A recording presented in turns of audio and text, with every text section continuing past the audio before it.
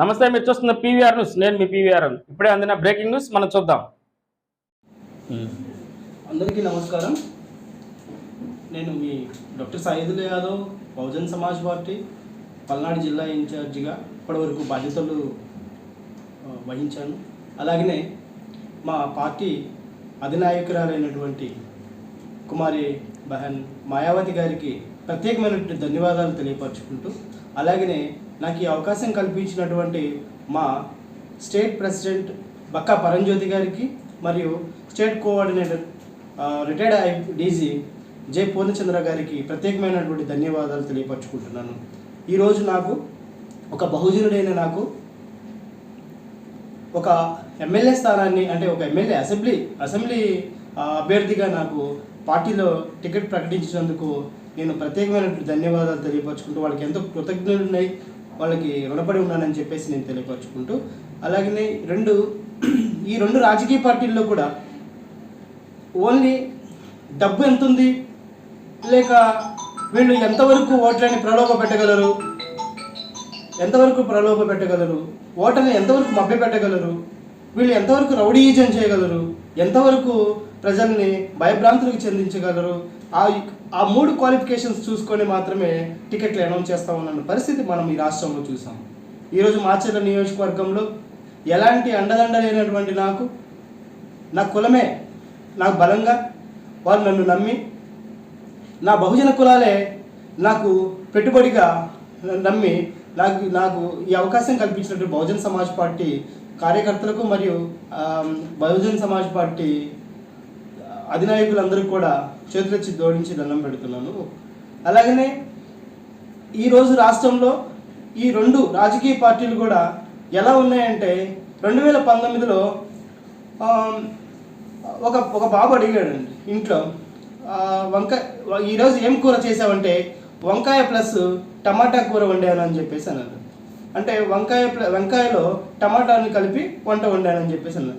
అలాగనే 2024 వచ్చింది. ఈ 24లో కూడా మరి ఈరోజు ఏం కూర వండుతున్నావు అంటే టమాటా ప్లస్ వంకాయని చెప్పేసి అన్నారంట. అంటే మన పరిస్థితి ఎలా ఉందంటే టమాటా ప్లస్ వంకాయ ప్లస్ టమాటా రెండు ఒకటే కదా.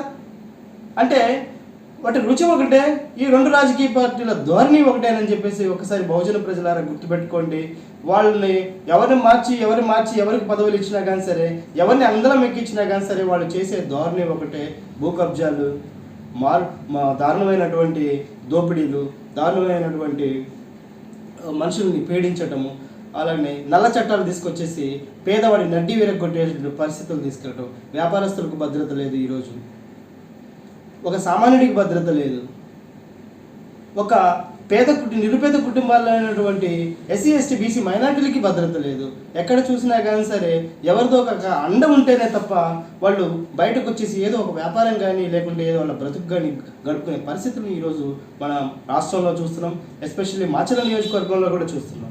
ఒకసారి గుర్తుపెట్టుకోండి మిత్రులారా, మనం ఏ పోలీస్ స్టేషన్కి వెళ్ళినా, ఏ ఎంఆర్ఓ ఆఫీస్కి వెళ్ళినా, ఎక్కడికి వెళ్ళినా కానీ సరే ఈ రెండు కులాల్లో ఉన్నటువంటి వాళ్ళ ఫోన్లు చేస్తే తప్ప మనకి పనిచేయని పరిస్థితి ధోరణి మనం చూస్తాం. తప్పు ఎవరిది? అధికారులది కాదు. 2000 3000 ఓట్లని అమ్ముకొని ఈరోజు మన యొక్క మాన ప్రాణాలను మరియు మనకు రావాల్సినటువంటి స్వేచ్ఛ స్వతంత్రాలను వాళ్ళ చేతిలో పెట్టేసి మనం ఈరోజు అన్నింటినీ అడుక్కుంటున్నామని చెప్పేసి ఒక్కసారి జ్ఞాపకం చేస్తున్నాను. ఒకటే బహుజన మిత్రులారా, 100కి 92 ఓట్లు ఉన్నటువంటి మనం ఇప్పటికి కూడా 40 సంవత్సరాల నుంచి వాళ్ళు రెండు కులాల వాళ్ళు మాత్రమే ఇక్కడ ఎమ్మెల్యేలుగా కొనసాగుతున్న పరిస్థితి మనం చూసాం. మనకి ఓట్లన్నీ మనం వేసుకుంటే మనం ఒక్క గాలివానికి, ఒక తుఫానికి, ఒక కుంట నిండినట్టు, అలాగే ఎన్నో ఏళ్ల నుంచి కరువుగా ఉన్నటువంటి ప్రాంతాన్ని సుసశ్యామలంగా నీళ్లు పారినట్టు ఇప్పుడు ఈ బహుజనవాదం మొత్తం కూడా ప్రతి ఒక్కరిలో ఇవిడింపు చేసుకొని ఈ బహుజనుడిని నన్ను ఆశీర్వదించి ఓట్లన్నీ ఒక్క మూకుమ్మడిగా ఒక్కసారిగా మీ బిడ్డలైన నాకు వేసినట్లయితే మనం ఎందుకు అధికారంలో రామని చెప్పేసి నేను అడుగుతున్నాను. ఒకటే గుర్తుపెట్టుకోండి ప్రజలారా, ఇంకా ఇలాంటి దోపిడీలు, ఇలాంటి పరిస్థితులు, వాతావరణ పరిస్థితులు చూడాలి అంటే మళ్ళీ ఈ రెండు పార్టీలకు ఓట్లేసి గెలిపించండి. లేదు, ప్రతి ఒక్కరూ సమానమైనటువంటి అభివృద్ధి, ప్రతి ఒక్కరు ధైర్యంగా, ప్రతి ఒక్కరు భారత రాజ్యాంగంలో కల్పించినటువంటి ప్రతి ఒక్క హక్కుని మనము పొందాలంటే బహుజన్ సమాజ్ పార్టీని గెలిపించిందని చెప్పేసి మరొక మారు విన్నవించుకుంటూ అడుగుతున్నాను. జై భీమ్, జై భారత్.